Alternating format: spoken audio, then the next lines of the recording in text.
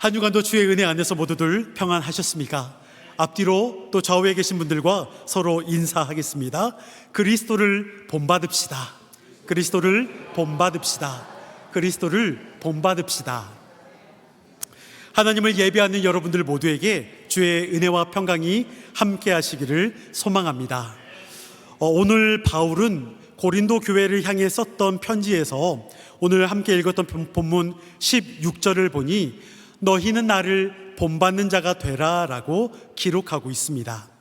바울의 이 당부처럼 만일 2000년이 지난 지금에 와서 제가 3박 4일 휴가를 떠나 있다라고 가정하에 다른 교육자분들이 저에게 연락을 주셨다는 어떤 그런 이야기를 가정하에 말씀을 드립니다. 목사님, 우리 교회에 지금 문제가 생겼습니다 라고 가정하에 연락이 왔습니다. 어떤 일입니까? 라고 이야기를 하니 교회 안에 지금 큰 문제가 생겼는데 내가 받은 은사가 더 좋다고 말하는 분들이 있고 내가 더 영향력 있는 사람이라며 나를 따르라, 그래서 서로 이렇게 파가 나누어진 그런 상황 가운데 있다라고 말을 들었습니다. 그래서 제가 단체 문자를 보냅니다. 우리 신림제일교회 성도님들 제발 싸우지 마시고 저를 본받는 자가 되십시오 라고 한다면 저를 본받으시겠습니까? 네, 이런 반응을 예상은 했지만 너무합니다. 네, 제가 그렇게 본받을 만한 게 없나요? 네.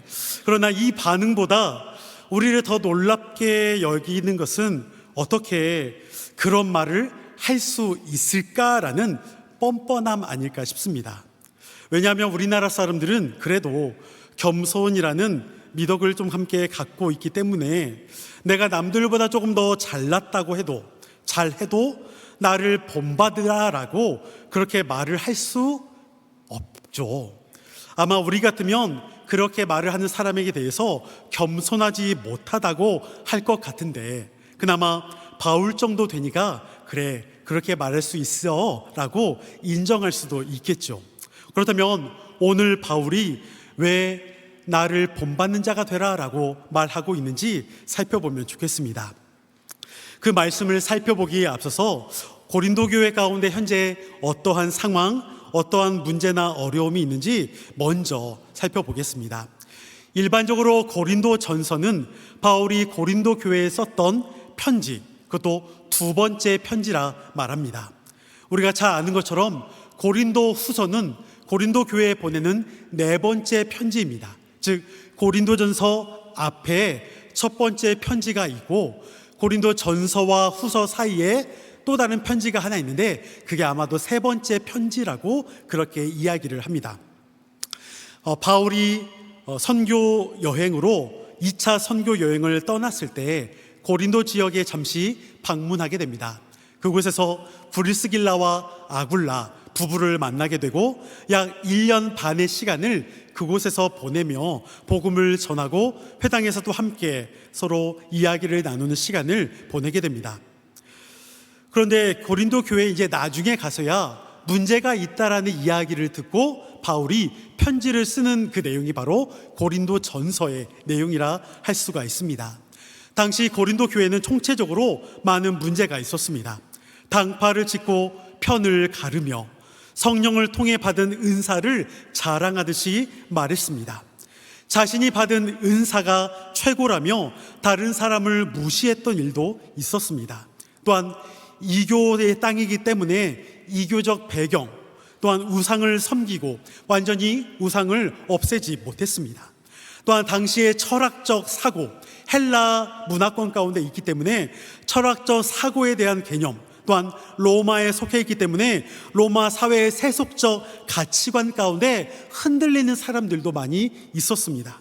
그런데 그러한 것이 다 교회 안에 흡수되다 보니까 교회 안에 많은 어려움, 문제들이 있었다라는 것이죠. 그리고 무엇보다도 바울과 같은 사도들을 신뢰하지 않았습니다. 그래서 바울은 오늘 우리가 함께 읽은 본문 9절에서 이렇게 말씀하고 있습니다. 우리 9절 말씀을 함께 읽어봅니다. 시작. 내가 생각하건대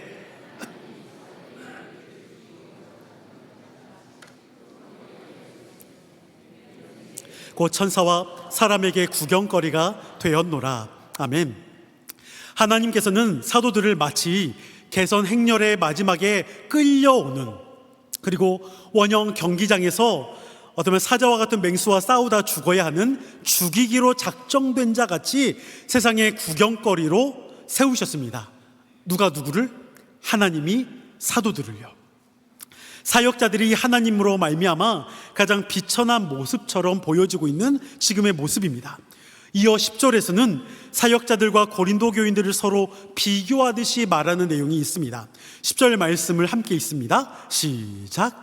우리는 그리스도 때문에 어리석으나 너희는 그리스도 안에서 지혜롭고, 우리는 약하나 너희는 강하고, 너희는 존귀하나 우리는 비천하여. 아멘. 여기서 사도들과 고린도 교인들을 서로 대조하고 있는 바울의 모습을 보게 되는데, 우리는 그리스도 때문에 어리석다라고 말합니다. 그리고 고린도 교인들을 향해서 너희는 그리스도 안에서 지혜롭다 말합니다. 이게 뭔가 좀 반대가 되어야 하는데 이렇게 말합니다. 우리는 약하나 너희는 강하다고 말합니다. 너희는 존귀하나 우리는 비천하다라고 말합니다. 실제 바울은 이런 말을 들을 사람이 아니죠. 오히려 유대인이자 바리새인이요, 집안도 부유했고 당대의 최고의 학자 밑에서 배웠던 바울이었습니다. 무엇보다도 당시 로마의 시민권자였습니다. 그러한 바울 가운데 오히려 약하다, 비천하다, 그렇게 어리석다라고 불려질 만한 그러한 사람이 아닙니다. 그런데도 불구하고 그렇게 바울이 자기 스스로를 낮추게 말하고 있다라는 것이죠. 바울은 세상의 관점에서 볼 때 자신과 사도들은 미련하고 약하며 비천한 패배자들처럼 보여질 수 있다라고 말하는 것이죠. 실제 사도들이 어떠한 험한 꼴을 당했는지 11절부터 13절까지 그 내용에 대해서 소개하고 있습니다. 11절부터 13절까지는 제가 천천히 읽어보겠습니다. 11절, 바로 이 시각까지 우리가 줄이고 목마르며 헐벗고 매맞으며 정처가 없고, 12절, 또 수고하여 친히 손으로 일을 하며 모욕을 당한즉 축복하고 박해를 받은즉 참고, 13절, 비방을 받은즉 권면하니 우리가 지금까지 세상의 더러운 것과 만물의 찌꺼기같이 되었도다라고 말합니다. 11절부터 13절까지의 내용을 보면 사도들의 모습은 십자가를 따르는 이들의 모습임을 보여주죠. 모욕을 당할 때 축복하고 박해를 받을 때 참으며 비방을 받을 때 권면한다라고 말합니다. 근데 여러분, 이게 실제로 가능할까요? 여러분들 같으면 그러한 핍박과 모욕을 받을 때 이렇게 미련하게 어리석게 참고 견디며 인내하듯이 그렇게 받아줄 수 있겠습니까?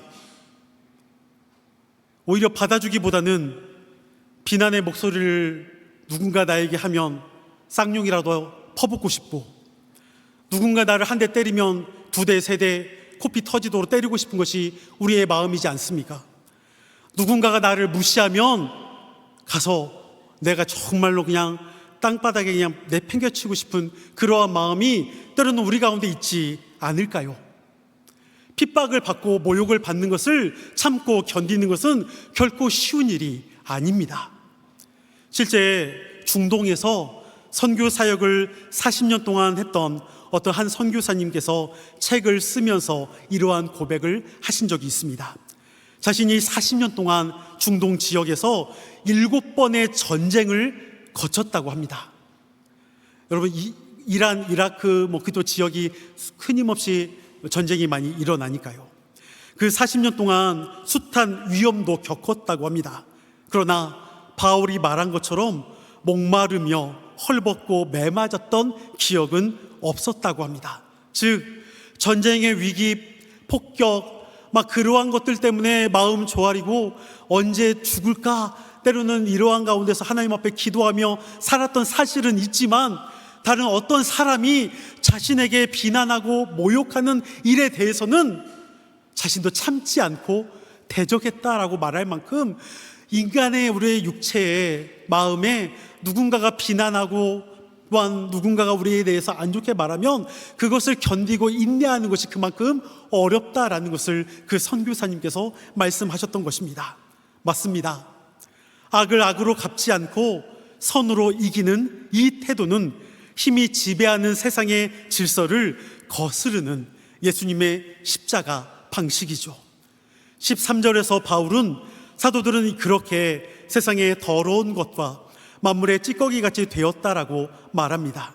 아니 근데 왜 바울은 이렇게까지 사도들을, 그리고 믿는 자들이 그런 삶을 살아가야만 한다고 말을 하고 있는 것일까요?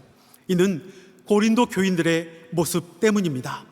오늘 함께 읽지는 않았지만 바로 그 앞절 8절을 보니 당시 고린도 교회의 사람들의 모습을 이렇게 말하고 있습니다. 우리 8절 말씀을 함께 읽어봅니다. 시작. 너희가 이미 배부르며, 우리가 너희와 함께 왕 노릇하기 위하여 참으로 너희가 왕이 되기를 원하노라. 아멘. 맨 앞에서 먼저 말하는 너희가 우리 없이도 왕이 되었다라는 것은 그리스도의 십자가의 은혜를 통한 그들이 따르지 않고 자기 스스로 가운데 왕이 되려고 했던 모습을 말합니다. 그리고 뒤에 왕이라고 이야기하는 것은 다시 그리스도와 함께 왕이 되는 왕의 자녀로서의 모습을 말합니다. 두 개가 지금 함께 대조되어 있습니다. 그런데 너희가 이미 배부르며 이미 풍성하며 우리 없이도 왕이 되었다라고 말하고 있습니다. 지금 너희의 현실, 고린도 교회 너희의 지금 모습이 예수가 없어도 왕으로 살아갈 수 있다라고 너희 마음대로 살아가고 있지 않느냐라는 것을 바울이 지적하고 있어요. 그리스도의 그 십자가 없이도 너희가 너희 마음대로 너희 스스로가 주인처럼 살아가고 있느냐? 그것이 얼마나 하나님 앞에 큰 죄악인지 모르느냐라고 이야기를 하고 있습니다. 고린도 교인들은 스스로를 교만하게 만들었습니다. 그리스도의 이름을 통해 세상에서 높은 자, 더 나은 자, 다른 누구보다 더 괜찮은 사람, 내가 좀 더 사람들로부터 인정을 받는 그러한 교만함 가운데 있었다라는 것입니다. 내가 최고야 라고 생각했던 그들의 모습이 있었습니다. 그런 그들을 향해 바울은 사도들은 어떤 마음으로 사역을 했고 어떤 자세로 교회를 섬겨왔는지 말했던 것입니다. 그러면서 바울이 어떤 심정으로 편지를 쓰고 있는지 14절과 15절 가운데서 말씀하고 있습니다. 14절과 15절 말씀을 함께 읽어봅니다. 시작. 내가 너희를 부끄럽게 하려고 내 사랑하는 자녀같이 권하려 하는 것이라. 그리스도 안에서 일만 스승이 있으되 아버지는 많지 아니하니 그리스도 예수 안에서 내가 복음으로써 너희를 낳았음이라. 아멘. 바울은 앞서 말했던 비판의 목적이 고린도 성도들을 부끄럽게 하려고 그런데 목적을 두지 않았다라고 말합니다. 아버지의 심정으로 권면처럼 나아가고 있습니다. 일만 스승은 많되 진정한 아비는 없다라고 말하는 것처럼 사람들이 내가 아는 것을 가르치고 훈계하는 것은 좋아합니다. 제가 제일 그렇죠. 늘 앞에 설교하면서 그럴 때가 많은 것 같습니다. 그런데 여러분, 아비의 심정으로 그 영혼을 생각하며 그 영혼이 잘못된 길 가운데 빠지지 않도록 아비의 심정으로 다가가는 그러한 사람들은 별로 없다 말합니다. 바울은 그 아비의 심정으로 고린도 교회들을 향해 말하고 있습니다. 경쟁과 욕망에 따라 살아가지 말라. 분열하지 말아라. 자랑하지 말아라. 바울은 사랑하는 자녀라고 부름으로써 그들을 향한 마음이 정말 아비의 마음임을 보여줍니다. 왜 그럴까요? 15절에서 말하는 것처럼 복음으로 나왔기 때문이라 말합니다. 복음으로 나왔다는 것은 생명의 관계 가운데 있다라는 것입니다. 즉 예수님께서 우리에게 생명을 주셨고 우리가 그 생명을 받았기 때문에 또한 그렇게 사역을 한다라고 말합니다. 그러면서 이제 바울은 16절에서 편지를 쓰고 있는 자신의 마음을 담아 다시 또 이야기합니다. 우리 16절 말씀을 함께 읽어봅니다. 시작. 그러므로 내가 너희에게 권하노니. 아멘. 여기서 본받는 자가 되라라고 말할 때 되라라는 이 단어는 강력한 권면이나 상태 변화를 요구하는 의미의 명령어입니다. 이는 단지 외적으로 모방하는 것이 아니라 삶의 그 변화와 내면의 변화, 십자가의 삶으로 완전히 뒤바뀌는 것을 뜻합니다. 바울은 십자가의 삶을 사는 자신을 닮으라고 요청을 넘은 명령에 가깝게 말하고 있습니다. 여러분, 지금 바울이 어떻게 말하냐면 이겁니다. 과거 바울은 교회를 핍박했던 사람이죠. 그런데 지금은 어떻습니까? 복음을 전하며 예수를 전하는 사람으로 바뀐 것입니다. 그러니까 바울이 정말로 내가 신앙이 정말 모범이 돼. 너네들 정말 나를 믿어야 돼. 나처럼 신앙생활 해야 돼. 이렇게 말하는 것이 아니에요. 바울이 무엇을 말하냐면 과거 내가 교회를 핍박하며 또한 사람들을 잡아다 죽였고 그렇게 내가 삶을 살아왔던 사람인데 지금 나의 모습은 그 생명을 받고 내가 교회 가운데서 오히려 예수를 증거하는, 내가 예수 때문에 사람을 죽이려 했던 그 사람이 이제는 아니라 예수를 믿음으로 생명을 전하는 이 사람으로 변화되었다라는 것을 말하고 있습니다. 여러분, 바울이 그렇게 말함으로 인해서 어떻게 우리가 신앙 안에 나아가야 하는지를 이야기를 하고 있는 것이죠. 여러분, 혹시 히든싱어라는 프로그램을 보신 적 있으십니까? 네, 혹시 이렇게 보면 아실까요? 아마 잘 모르실 수도 있겠지만 이 프로그램 안에서는 어떤 한 가수를 초대합니다. 그리고 이 가수의 목소리, 노래 부를 때 목소리와 아주 유사하게 똑같이 부를 수 있는 사람들을 전국적으로 모집을 합니다. 그래서 5명이고 6명이고 이 프로그램에 나와서 저게 블라인드로 되어 있는 각 방에 들어갑니다. 실제 가수가 어디에 들어가는지 알 수는 없습니다.